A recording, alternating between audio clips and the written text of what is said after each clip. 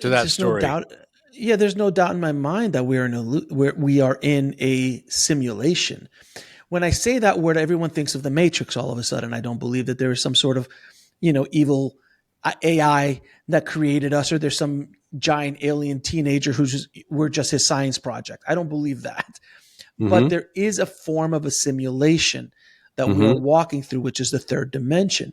It has been talked about by every major tradition in the world at one point or another. If you go deep and far back enough, even in Christianity, you will start hearing things like that. Mm-hmm. Um, and there is no doubt in my mind that we are in some sort of simulation, that we are all players in a game, just like we are all basically Mario Brothers, a Mario in a video game. Now, the player is interesting because the player, I believe, and from what I understand from talking to so many people on my show, is that it's the higher self, the higher version of yourself that's playing. Mm-hmm. And then if you want your head to really start spinning, then it's not just the one game you're playing. You're playing all the games at At the the same exact same time. time, at the same time, with multiple timelines, infinite timelines on each one of those games, all being played at the same time. And when I thought about that, when I first that concept first came to me in the show, I was like, that's very difficult. But then I started to hear how Jesus shows up to almost, not I'd say all, but a lot of near-death experiences. I always joke that Jesus is the hardest working man in show business because he's always showing up at these near-death experiences. And then I started talking to other ones. I'm like, well, if you're a soul in the other side, your higher being, you can Mm-hmm. be in multiple places at the same time. That's not even a Right. problem. Right. So then I was like, okay, so if that's the case and that's a truth, then having a higher self, which is, let's say, the oversoul of you, Mm-hmm. going down and experiencing infinite amount of video games, where the higher soul looks at it at a very different pace than we do. When Mario gets knocked out by a turtle, it hurts Mario. Mario makes a sound. He doesn't like it, but he learns from it. If he doesn't learn from it, he gets knocked down again. Only when he learns from the pain that is being brought to Yep. him, he Mm-hmm. jumps over the turtle. Mm-hmm. For Mario, it's terrifying when Donkey Kong throws a damn barrel at him, a flaming barrel at him. For the player, it's not so much. So, like when you're playing a video game, you don't really feel empathy for the Mm-hmm. player or the avatar Right. because it's just part of the game. So, it's very similarly, it's very difficult for us to understand like why good things happen to or bad things happen to good people, or why is there war, or why is there famine, or why these evil things happen in the world. It's a Mm-hmm. very different perspective when you're looking at it from a kind of a game theory perspective of this Maya illusion. Yeah. Mm-hmm. And then if you really want to get into it, then you go, well, you chose that pain. You chose those Mm-hmm. parents. You chose this path because that's what's going to teach you. When I was going through this whole mob thing where I almost made a $20 million movie for the mob, it is probably one of the greatest traumas of my life because Wow. I was basically being my life was being threatened by a mobster on a daily basis for a kid who was 26 and had absolutely no defense or understanding on how to deal with a human being of that magnitude, Uh-huh. and being taken advantage of, and all of this kind of stuff, locked in basically in hell for a year, following your dream, by the way, and then being taken over to Hollywood and meeting the biggest movie stars in the world, $1 billion producers, running around having dinners at the Chateau Marmont and so on and so forth, while your life is being Mm-hmm. threatened on a daily Wow. basis. So you're like so close to your dream that you've been waiting for most of your life. You're talking to Batman at his house, about being in your movie, and you're like, what the F is going on here? Like, Mm-hmm. it was such a now looking back at it, it's my origin story. Yeah. That's what drove me to start podcasting.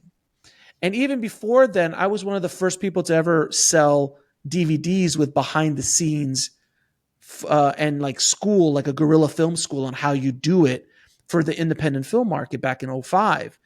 I was trying to help people avoid pain. And that was a big thing I was doing. And I learned that only by going through very painful experience, getting shrapnel from Wow. that experience. Now, on the other side, when I was building out my soul plan, I go, you know what? I need to learn these lessons. I'm going to choose this guy. And I talked to Jimmy, we call him Jimmy, on the other side, hey, Jimmy, do you mind being my teacher in this life? And really put me through the ringer for about a year. And it's going to pretty much set me off on a path. It's also going to hurt me a lot. And I'm going to have to deal with a lot of stuff, but it's going to make me who I am. Would you do that? And he's like, oh, absolutely. I'm in for it. No problem. I'm going to do that for a lot of people. Don't you worry. I'll take care of a lot of people with, traumatizing a lot of people in my life. Don't worry. I'll help you out. So that's that plan. So I look back and people always ask me, would you change anything? I go, no, because it made me who I am. The negative things that happen to you in life are the things that mold you into the person you are. No matter how painful you are, no matter how many breakups you go through, no matter how many failures in business you go through, jobs you get fired from, all of those things make you who you are. And I know you know this. If you're in business, you want to fail and fail often and fail fast. Fail fast. The faster you fail, the faster you learn and the faster you go. It's part of the process. And that's what happened with that. So looking back at it, I'm like, of course, I needed to go through that. I needed to go through that. And it was absolutely my origin story of why I do what I do today. And to be honest, it's kind of the origin story of Next Level Soul. It's just taking it up a notch. Instead of just trying to help filmmakers and screenwriters, I'm trying to help everybody find the answers within themselves with my show. All those answers are within, and I could not agree with you more on what you just said about all the difficulties that we face are the greatest blessings. You don't remember the easy teachers. Right. You remember the hard ones. You remember the ones that pressed you really hard. And here, our teachers don't have to be just individuals. Largely, they're experiential teachers. Yes. So it's like that trauma that I experienced. Thank you for that, because that really pushed me and I learned something and I was pushed out of my comfort zone. And every time I was pushed out of my comfort zone, I realized later on that the universe was happening for me, not to me. Yes. And it's such a beautiful thing. Are you watching that new show? It's new relatively on Netflix called The Last Airbender. I'm literally on episode 5 right now. So I'm sorry. I love it. I absolutely love the show. I love this show. I love the show. There's so much philosophy in that. There's actually in the cartoon. In the cartoon, there is some deep.